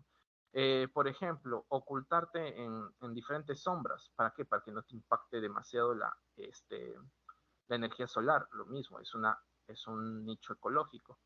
¿Ok? Por ejemplo, ¿no? Preferir salir durante las noches para evitar depredadores es un nicho ecológico. Reproducirte mediante huevos es un nicho ecológico, porque es una función para que sigas viviendo. Luego tenemos a la sucesión ecológica, que hace referencia a la serie de cambios que ocurren en un lugar en la cual modifica las características de un ecosistema. Por ejemplo, tenemos la evolutiva, la cual se inicia cuando los organismos emergen del agua invadiendo la tierra, ¿no? Por ejemplo, los diferentes líquenes, estas asociaciones entre algas y hongos. O quizás el traslado de las plantas acuáticas, como las algas, hacia ambientes terrestres, las briofitas. O en los vertebrados, ¿no? Pasar de anfibios a reptiles, ¿no? Luego tenemos a la evolución ecológica primaria y secundaria. En la primaria se inicia en un área despoblada, sin vida, o donde la fauna y la flora preexistente ha desaparecido por un acontecimiento natural, ¿no? Por ejemplo, algún incendio provocado por un rayo, ¿no? En este caso, pues imagínate que totalmente se quemen todas las plantas, no hay vida, ni de fauna ni de flora. Pero con el paso del tiempo llegan diferentes esporas, diferentes semillas, producto del viento, de diferentes animales polinizadores, dejan estas semillas y comienzan a germinar nuevas especies, ¿no?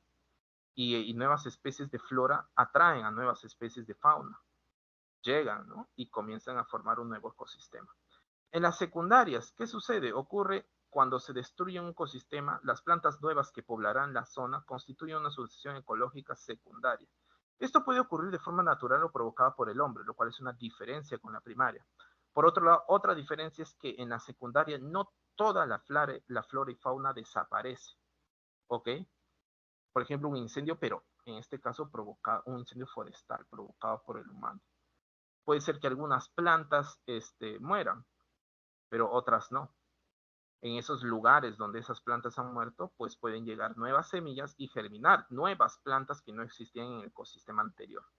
¿Te das cuenta? Vamos ahora con equilibrio ecológico y restauración de ¿qué? De ecosistemas. Un ecosistema complejo y estable hace referencia al que la tasa poblacional de las diferentes especies de un ecosistema se mantienen constantes, o sea, no están en peligro de extinción, no están en vulnerabilidad. ¿Ok? Es una restauración de ecosistemas en los cuales ya un ecosistema se ha visto totalmente modificado, en la cual su complejidad se ha reducido. La cantidad diferente de flora, fauna y microbiota, pues también se ve afectado. Entonces, la restauración de ecosistemas es algunos de estos programas que se utilizan, diferentes técnicas, ¿sí? Para enriquecer de especies una determinada zona, quizás para regresar a las condiciones anteriores, ¿ok? O quizás si no se pueden regresar a las condiciones anteriores iniciales del ecosistema, pues al menos enriquecerlo y formar otro tipo de ecosistema, ¿no? Vamos a tener, por lo tanto, a los biomas del Perú, a la expresión demográfica e implicancia. Los biomas del Perú son un conjunto de ecosistemas. Por ejemplo, tú encuentras selva en Pucallpa, en Iquitos, en Madre de Dios, en Cusco, en Amazonas. ¿Ok? Y algunos de estos lugares son muy similares entre sí. Son diferentes ecosistemas, sí, pero hay cosas que son muy similares entre sí. A todos estos pueden clasificarse como selvas. Ahí está.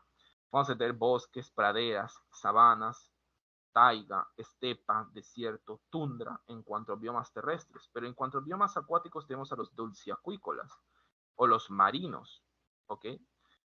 No obstante, el crecimiento geométrico de la población ha ocasionado justo lo que Thomas Malthus predijo, ¿no? Que el crecimiento geométrico de las poblaciones va a llegar a un punto en el cual supere al crecimiento aritmético de los alimentos, por lo tanto genere una crisis alimentaria, un déficit de alimentos, ¿no?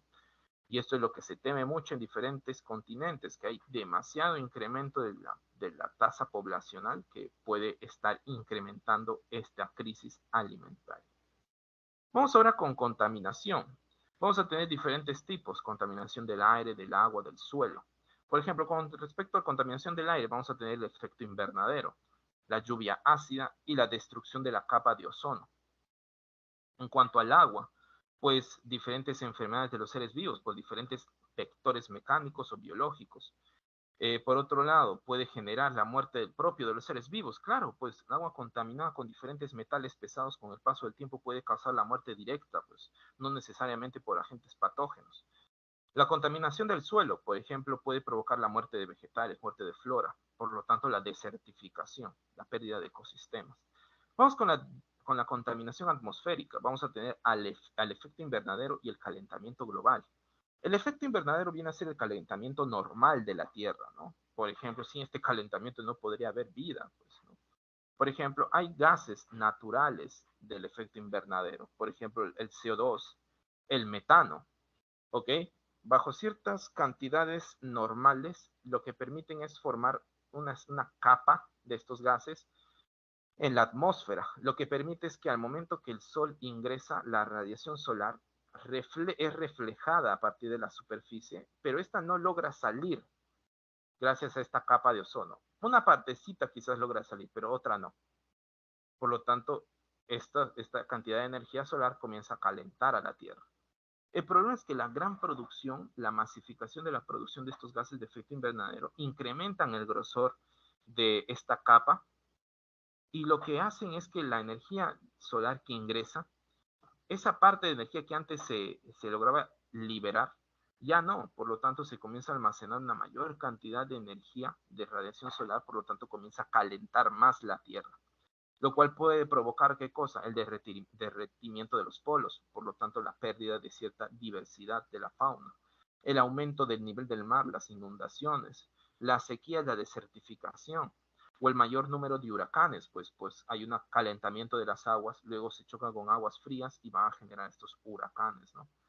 Destrucción de la capa de ozono, en los cuales vamos a encontrar, por ejemplo, que la radiación solar está compuesta de diferentes luces, de diferentes rayos, por ejemplo, de rayos ultravioleta.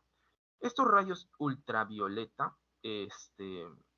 están justo en una... a ver, ¿cómo te comento? Estos rayos ultravioleta van a impactar van a atravesar la capa de ozono, la parte de la atmósfera, y lo que va a ocasionar es que en diferentes seres vivos, las rayos ultravioletas son agentes mutagénicos, ¿ok? Pueden alterar, pueden provocar mutaciones. Esto puede llevar a cabo, ¿qué cosa? Desencadenar eh, diferentes afecciones a nivel de la piel, como cáncer de piel, ¿ok?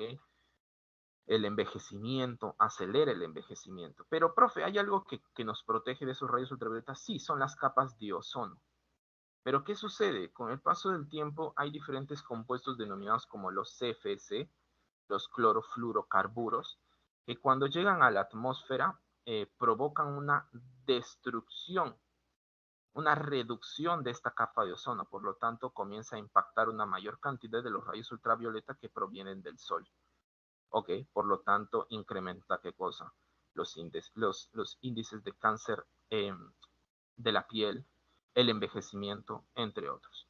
Luego tenemos la lluvia ácida, en la cual los diferentes industrias, el parque automotor, las casas, ¿okay? Los generadores de electricidad, comienzan a emitir diferentes óxidos, por ejemplo, óxidos de nitrógeno u óxidos de azufre, que al momento de llegar a la atmósfera comienzan a disolverse y formando ¿qué cosa?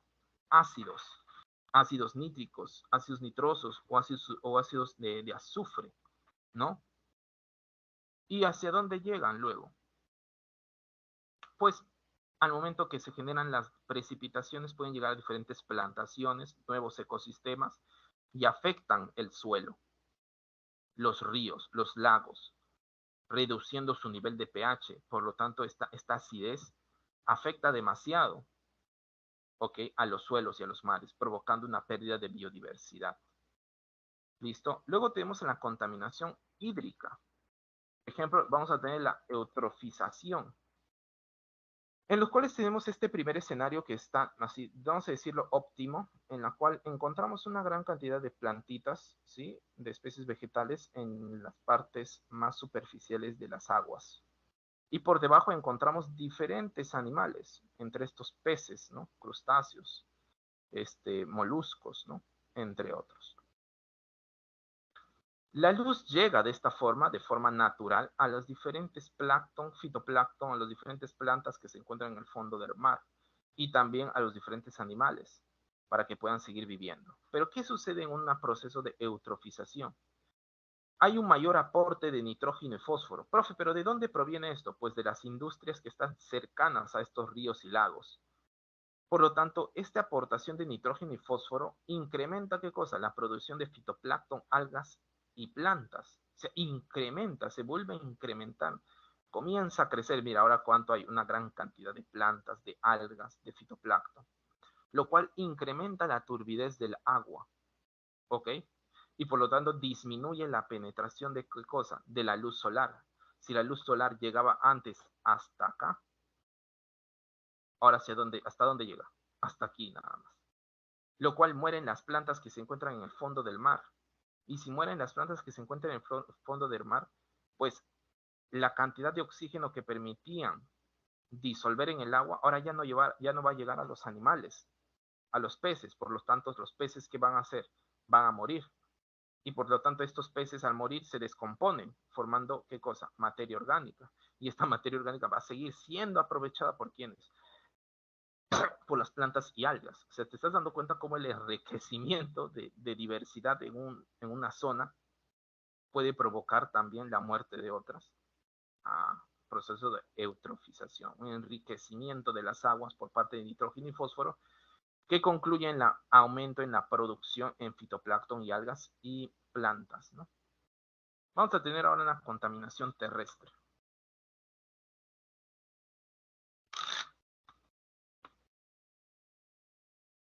¿Ok?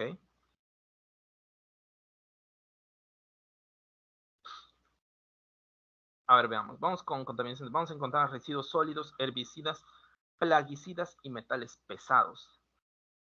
Miren cómo se van acumulando. ¿Cuánto no hemos visto estos escenarios, estas zonas, por ejemplo, en diferentes distritos de Lima? Herbicidas y plaguicidas, los cuales también contribuyen, ¿no? Esos plaguicidas y herbicidas, al momento que se evapora, producto de la interacción con rayos ultravioleta, llegan a la atmósfera. Y varios de estos plaguicidas y herbicidas contienen sustancias tóxicas, entre las cuales podemos encontrar quizás los clorofluorocarburos, que afectan, ¿qué cosa? También la capa de ozono. Pero estos herbicidas y plaguicidas, al momento que comienzan a absorberse a nivel de los cultivos, se filtran en el suelo o pueden ser transformados por diferentes bacterias del suelo, ¿ok? O se adhieren a partículas del suelo. Pero esta descomposición de los herbicidas y plaguicidas, con el paso del tiempo, altera demasiado a los suelos, provocando la muerte de diferentes plantas, o sea, una pérdida de la flora. Los metales pesados y radioactivos, lo mismo. Vamos a tener ahora los recursos naturales, ¿ok? Acuérdate, los recursos naturales son recursos de la naturaleza, o sea, productos de la naturaleza, ¿ok? Son productos derivados de la naturaleza, esos son recursos naturales. Los recursos naturales pueden estar divididos en dos, en agotables e inagotables, ¿ok? Por ejemplo, inagotable, la energía solar, pues, ¿no? En agotables vamos a encontrar no renovables y los renovables. Por ejemplo, en recursos naturales renovables encontramos los que están dentro del grupo del tipo biótico, flora y fauna y el suelo. Aunque algunos actualmente se están produciendo un uso excesivo y inadecuado que puede hacer que pierdan consideración debido a que sus ciclos de regeneración quedan por debajo de su tasa de extracción. ¿A qué hace referencia esto? Mira, por ejemplo, en los renovables, o sea, tú tienes, por ejemplo, fauna, ¿no? Flora. Por ejemplo, la producción de papas. Tú vas al mercado y encuentras papas. Comienzan a consumir papas, papas, papas, papas, papas. Vas la siguiente semana y sigues encontrando papas. Vas a la siguiente semana, sigues encontrando papas. ¿Por qué? Porque la tasa de extracción, o sea que tú vas allá y compras, lo consumes, ¿ok? Está por debajo de la tasa de regeneración. O sea, mientras que tú vas consumiendo esas papas, en los lugares de cultivo se están produciendo papas. O sea, nunca va a haber qué cosa, este déficit.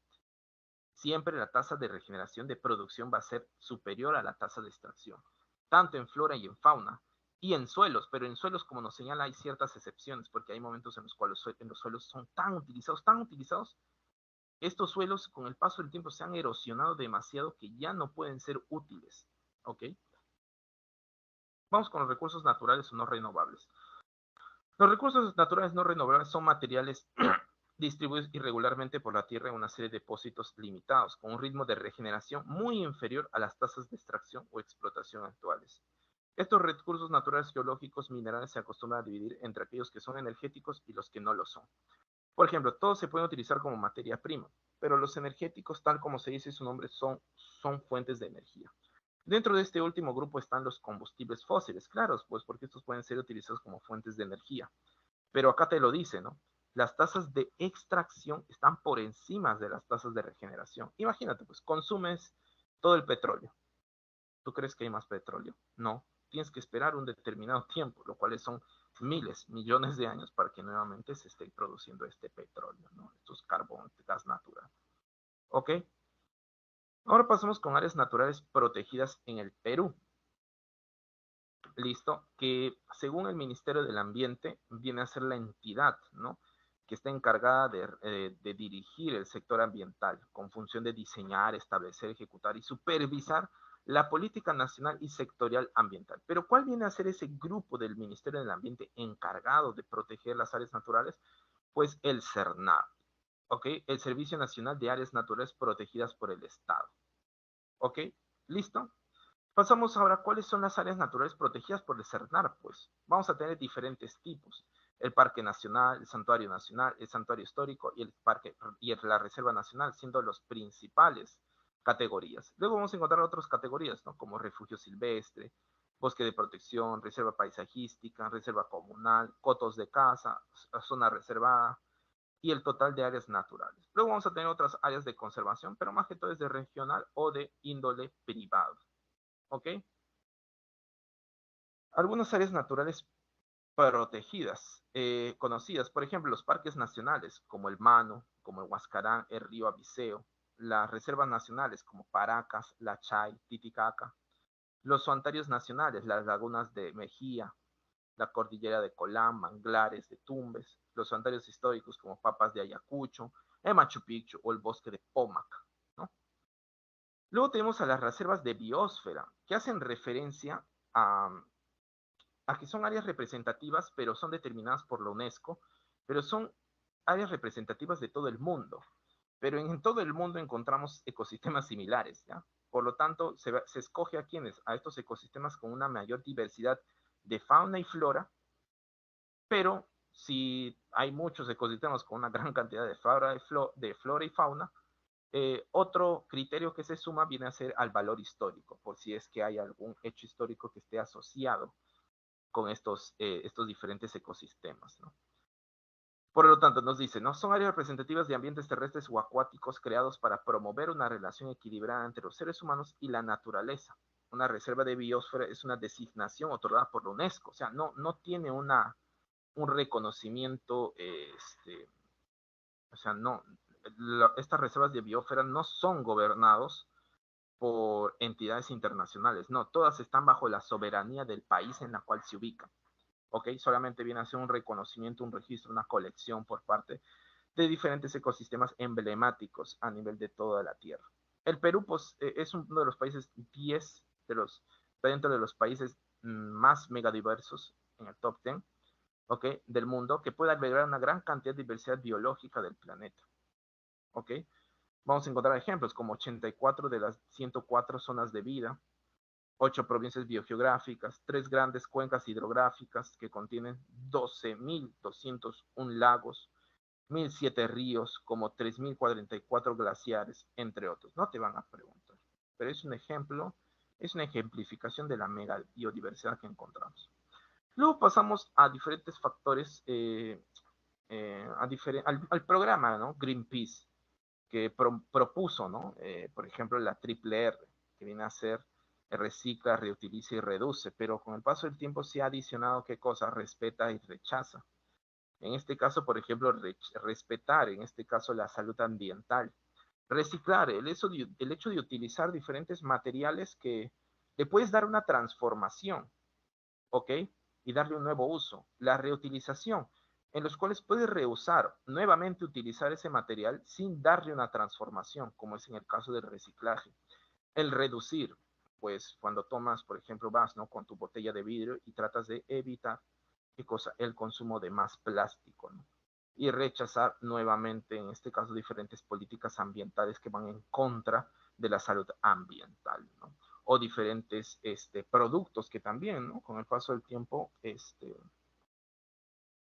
afectan la salud de los ecosistemas, como es el caso de no utilizar aerosoles, no utilizar, ¿no? Estos aromatizadores, ¿no? En aerosol, plaguicidas, entre otros, ¿ok?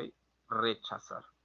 Rechaza el uso, reduces el uso, reutilizas una materia, reciclas, transformas la materia para un nuevo uso y respetas de por sí. ¿Okay? Vamos con las preguntas de esta semana.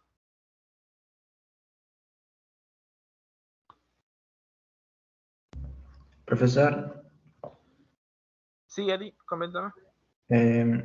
quisiera saber qué moléculas destruyen la capa de ozono. Para eso, a ver, te voy a mostrar acá, ¿ya? Son los clorofluorocarburos. Fluorocarbonos o fluorocarburos, ¿ok?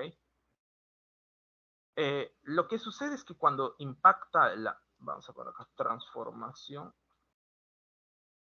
por rayos UV. Acá está, mira. Si bien es cierto, la capa de ozono viene a ser un manto que cubre a la atmósfera porque permite reflejar la luz ultravioleta. El problema es que, ¿qué sucede? En sí, no es que se destruya el ozono, sino es que se consume, reduciendo la cantidad. ¿Cómo es eso? Mira, encontramos esta molécula, el clorofluorocarburos, ¿ok? Con sus 3 átomos de cloro, el flúor en rojito y el carbono en amarillo. Pero ¿qué sucede? Cuando impacta la luz ultravioleta con estos clorofluorocarburos, ¿qué sucede? Vamos a encontrar que se libera diclorofluorocarburos, ¿ok? Un flúor con 2 cloro y un carbono. Profe, ¿y el otro cloro qué hace? Reacciona con el ozono, provocando ¿qué cosa? Libera oxígeno, pero por otro lado, ¿qué libera? Oxígeno con cloro.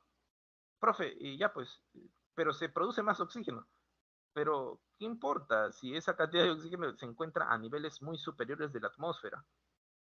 Ya, profe, entonces el oxígeno, pero se produce una mayor cantidad de oxígeno, pero el oxígeno no refleja drásticamente la luz ultravioleta.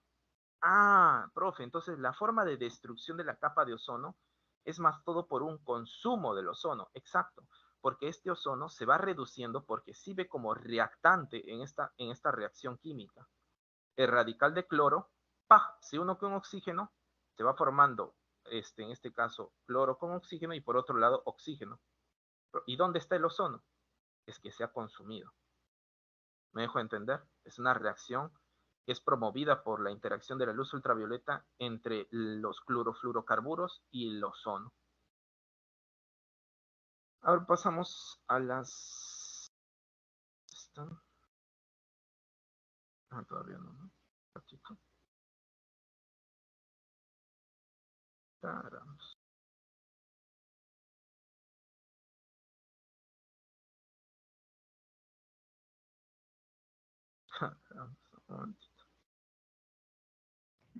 Profesor, la última pregunta se puede.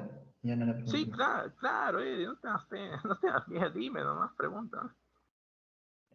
¿Usted cómo estudiaría biología? Sus consejos, su experiencia para aprender. Eh, bueno, ya estimados, yo por ejemplo, yo ingresé a genética y biotecnología. Uy, ¿qué pasó? Un ratito se ha colgado. Ya. Justo en 2014, me parece. Para estudiar biología, como yo les he dicho en diferentes grupos, no es el hecho de memorizar. Por ejemplo, cuando yo te digo, ¿no? El agente patógeno de Triatoma infestans, ¿cuál viene a ser? El Triatoma infestans es el chinche. ¿Pero qué transporta? El Trypanosoma cruzi. O sea, yo no es que lea, sino llévalo a la práctica. O sea, no solamente usa puros libros, no.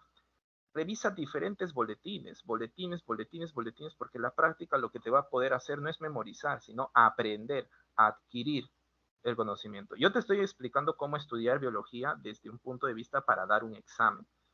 pero para estudiar la carrera ya pues se utilizan otras estrategias, pero creo que el primer paso aquí es que ingresen, ¿no? Entonces, como les digo, no estudien. Yo recuerdo que el primer error que cometía era estudiar libros que se utilizaban a nivel universitario, como el Alberts, el Leninger, el CELS, diferentes, ¿ok? Pero no, el primer paso es resolver, en este caso, tu examen. Y por eso les digo la práctica. Revisen varios boletines, practiquen, practiquen. Si se equivocan, normal, porque no es examen, ¿ok? Pasamos con la 1, ¿no? La 1, barco, ¿ok? La 2, barco. 1, barco, 2, barco. 3, alianza. 3, alianza. Ganamos 1-0, muchachos. 4, Daniel, ¿ok? 4, Daniel. 5, casa. 5, casa. 6, alianza. 6, alianza. 7, alianza. 7, alianza. 8, casa. 8, casa. 9, barco. 9,